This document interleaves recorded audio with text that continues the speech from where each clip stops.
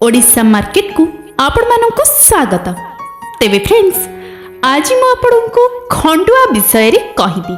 तेबे चलंतु जानि नेबा ही खंडुआ कोन ताहार विषय रे। खंडुआ एक उत्कलीय बांध कला। सारा विश्व रे एहार स्वतंत्र चाहिदा रहिछि। टसर सूतारे हस्तचालित तंत्र द्वारा खंडुआ वस्त्र बुणा जाए।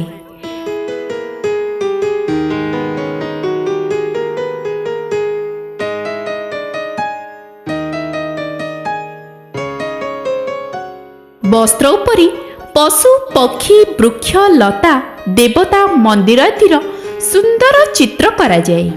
एही वस्त्र रे मुख्यतः प्राकृतिक रंग व्यवहार करा जाई थाई।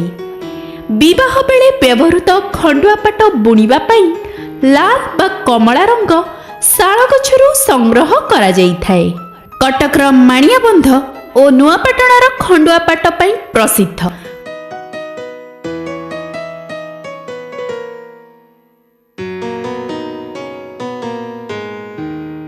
बुणाकार माने पुरुषानुक्रमिक भावे तालीम पाइछंती। खंडुआ शब्दटीर अर्थ मुख्यतः खंडरू होइथिबा कुहा जाए। सेही अनुसारी एही वस्त्र को शरीर रे निम्न अंश रे परिधान करा जाउथिबारु एहाकू खंडुआ कुहा जाए। श्री जगन्नाथंकू अवकाश ओ बड़सिंहार बेसरी खंडुआ वस्त्र लागि करा जाए। एही खंडुआ को केंदुली खंडुआ कुहा जाए।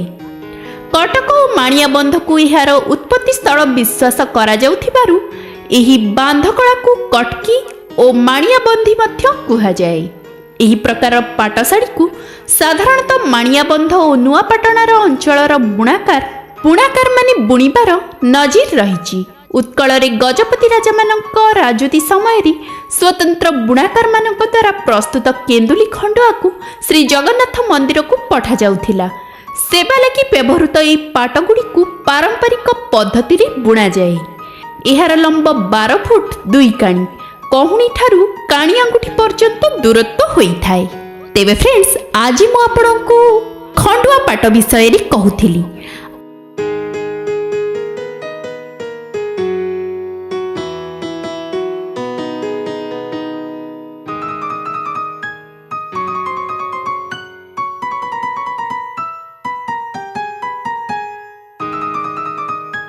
आशा करी आपनको वीडियोटी निश्चित भल लगिथिबो।